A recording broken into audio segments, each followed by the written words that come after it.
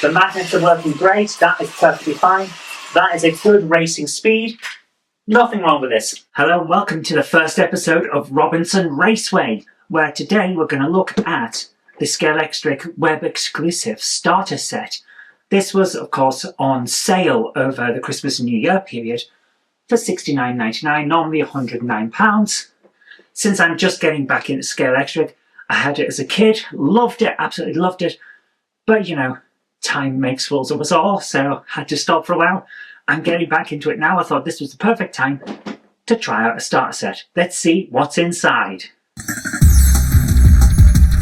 Okay, you're going to have to forgive the fact that this is slightly high up in terms of your view, but it's the only way I can get this entire thing in. This is the Scalextric Start Grand Prix set with your standard GP style car. It's not based on a particular car, it's just a GP style car in red and blue. So cue the old advert from Milky Way. The red car and the blue car had a race. Now this is in 1:32 scale, so you already know that if you want to add buildings or anything like that, O-gauge is your friend in terms of things from model railway shops and things like that. 1 to 28mm could kind of work, but I wouldn't really go for it. Here we go. So we're going to open this straight up. I have already been in it to test that it all works. So we get our nice converter track piece guide, which is very interesting and also something that you're going to have to deal with because, as you might already notice, the starter set comes with much wider Scalextric style guides than you would normally get on track. And this is the converter piece. That is your standard width. That is what it's using for the starter set. So it will go down to that normally. And let's have a quick demonstration of how these work. So you've got these pieces on the back, you can press those to clip and it will help you to slide them out. However, most of the starter set you won't actually have to press those. They will just pull apart, which is not exactly great, but it does work. So to attach them, line those and they just split in. Then press these buttons here. I'd recommend not trying both sides at once and trying to be really fancy and flash because it won't do it. So just unclip them like that. And all of the pieces are the same, they come out like that. Nice connectors, very different to the stuff that I had as a kid, which came from the 60s and 70s, to be honest with you, because I was playing with my dad's old Scalextric. As you do, it's dad's all the way down with these hobbies, isn't it? So that's your thickness for standard track. That is for the starter set, and to be honest with you, the cars will run perfectly fine on both. I tested it on my dad's new track, and it works. What else is in here? Well, we have the usual stuff about repairing and maintaining your cars. Not really something you need to worry about. But here's the interesting thing, the stickers. You might be wondering why you need stickers. Well, most Scalextric cars are perfectly normal and you buy them, they look great, you put them on your track and you run them and they run great. With a starter set, they're customizable a bit. So I've already put the stickers on. All of the decals and things that are on this car and the other car are stickers. So you can put them on if you want, you don't have to. You can also decide which car goes which. So that's quite nice, you can customize a little bit. So I've got the same setup as what was on the box, with the flames on this one and the banking one on that one. You could have them the other way around if you wanted. I just decided to go with this. You might notice from this being Wild Boar and all the flames that this is really kind of inspired by Red Bull racing. This of course is more like Ferrari. Instead of Ferrari's logo, you've got a horse. So yeah, it's kind of obvious where they're going from, but it's legally distinct. They're really nice cars though. Lightweight, magnets in the back, magnets that are more designed for this wider track and are really, really good. Notice how far it takes before this falls. So yeah, you could put this on its side and it'll probably run. So I don't see these coming off too easily with a standard race. But also notice I had no problems dropping that.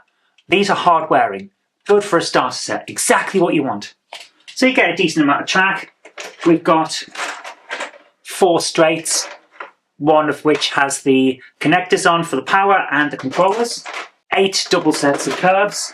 So in total 16 pieces of curve.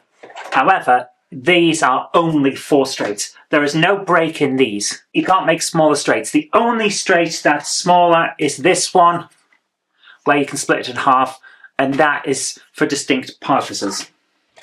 Now, this does suggest that you can split it up and add it in for extra space on your tracks, but to be honest with you, I didn't feel like we needed it. There's a lot of track here. This, in terms of value, is amazing. Look at the amount of track we've got there.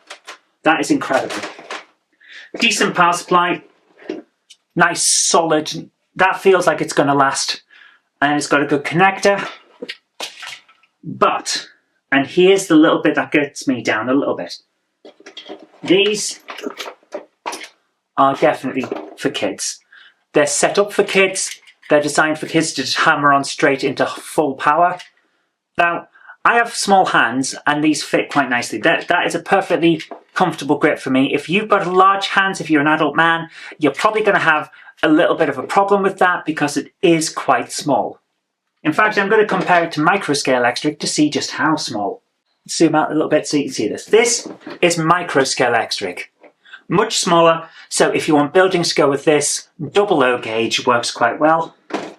And this is expanded, so I've got a fair bit of stuff in it.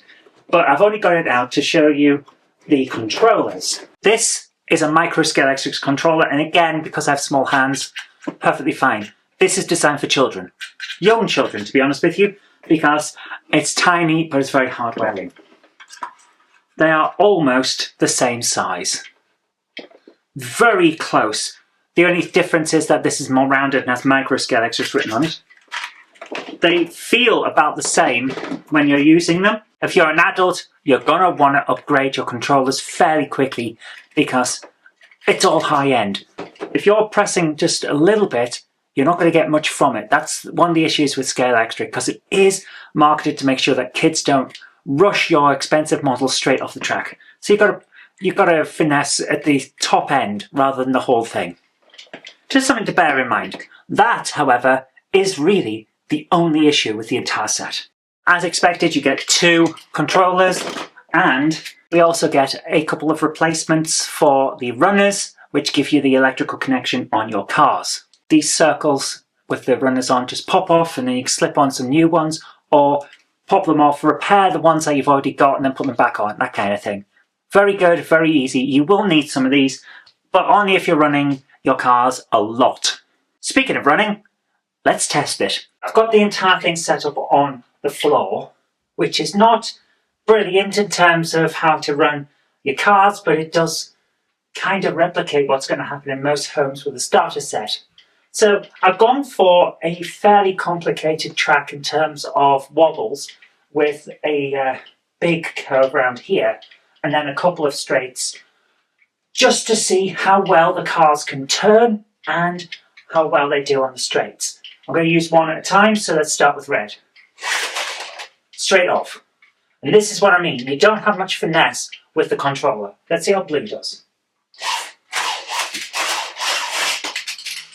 Again, straight off, because there's not a huge amount of finesse in the controllers. It's just one of those things. So of all of the things I could recommend with this set, it is definitely consider upgrading your controllers if you're going to be really in on your Scalextric.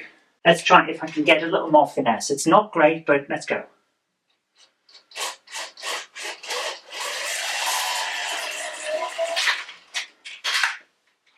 Okay, once you get the hang of it, these controls are perfectly fine.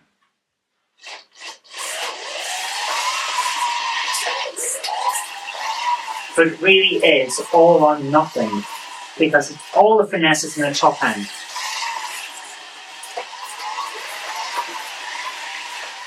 So yeah, they go around perfectly fine. They're not coming off once you've got control. If you know what you're doing, these work really well. I can't fault any of this, it's good. But you might notice I have put in that converter piece, well, the converter pieces, I've put them in back to back, and it's working perfectly fine as joiners. So these are going around without problem on both the thick and the thin, like I said they would, because I tried it on my dad's Scalextric set.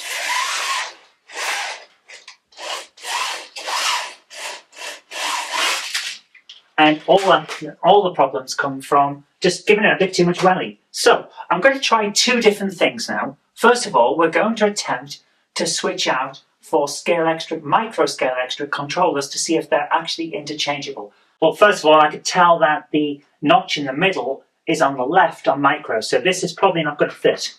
Note that will not go in. These are not interchangeable. I didn't think it would work, but I had to check. So no, you can't swap micro Scalextric to full scale that easily.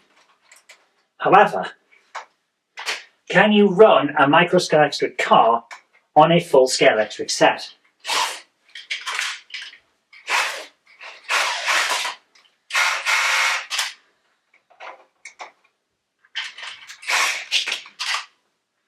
Well, first of all, micro Scalextric runs backwards.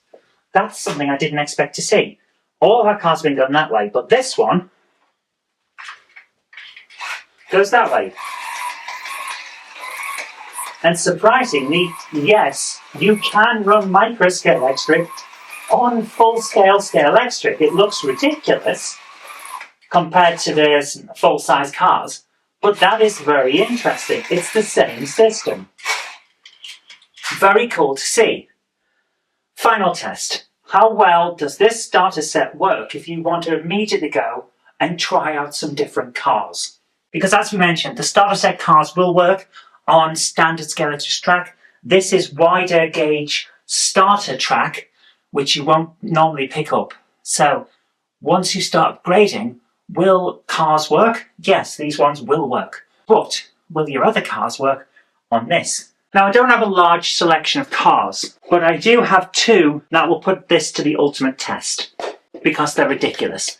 Not just because of the style that they are, but because of the way they work. First up is the Flying DeLorean, which if you notice from the bottom, only has two wheels on the back, nothing on the front. This is fully push.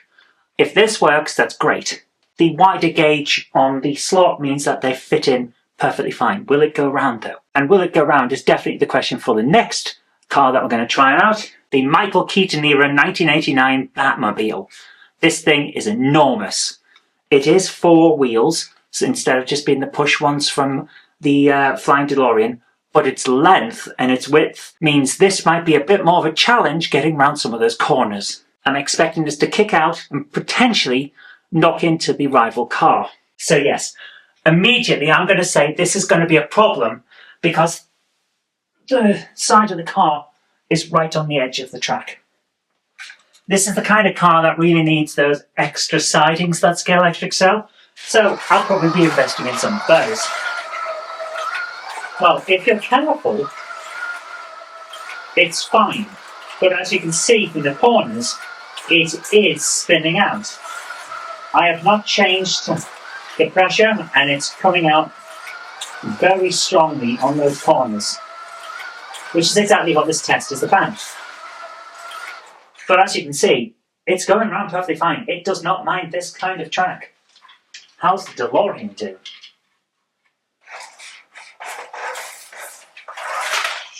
Well, it spins off straight away because despite the fact that these are pretty much set the same, this one requires a lot more finesse at the top end, whereas this one can get round fairly well at half point, at the halfway mark. So you've really got to learn not just your track, but your controllers when you're in this hobby.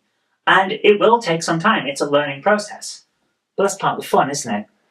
Let's put the DeLorean back on and try it again. Also, because I've stopped it here, the Batmobile's wheel is now off the track. You've got to know where you can stop these cars. That's the wrong one. This one on the outside.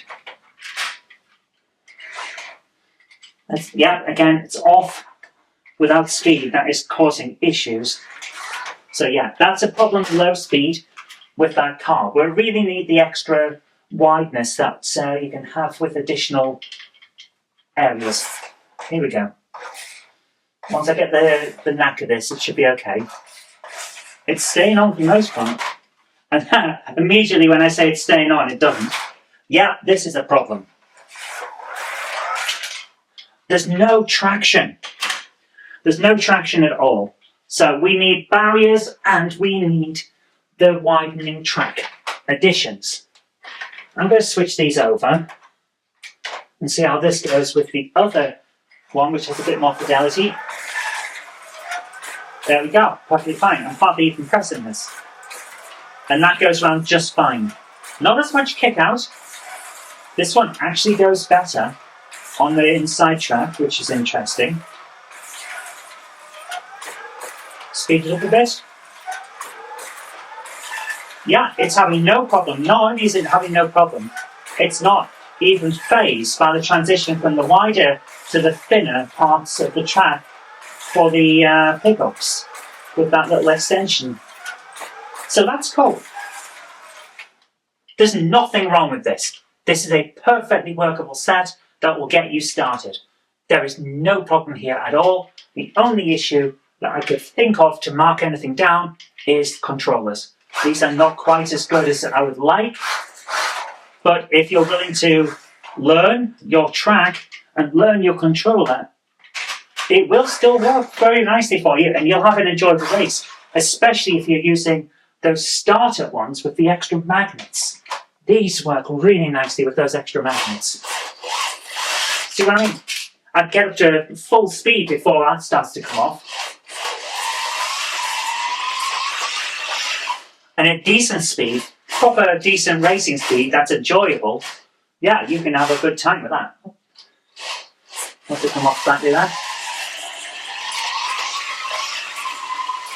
The magnets are working great, that is perfectly fine. That is a good racing speed. Nothing wrong with this. Only issue, you've got to learn your controllers, and to be honest with you, I'm going to upgrade. I'm going to upgrade my controllers as well as get a bit more track, and then we'll start with the Robinson Raceway. And there you go, not a bad set, I think you'll agree. Perfect starter? Yes, quite possibly. My only way of knocking down the score is, well, the starter controllers. And I think we all know starter controllers aren't the best. So, to be honest with you, 4.75 out of 5 for me, because that's how good this is. I hope you enjoyed this. It's the first one. And once we got it set up, we'll be out playing on the actual Robinson Raceway. But for now, thank you very much for joining me. I hope you've enjoyed it as much as I have. Remember to click the like button, subscribe for future videos, and I'll see you next time. Bye-bye. I'd like to give a big shout out to everyone who supports me on Patreon. Without you guys, I really couldn't continue making all of these shows. And if you'd like to join our fantastic Patreon heroes here, go over to patreon.com/Zoe Kirk-Robinson. It really does help us out. Thank you so much, guys.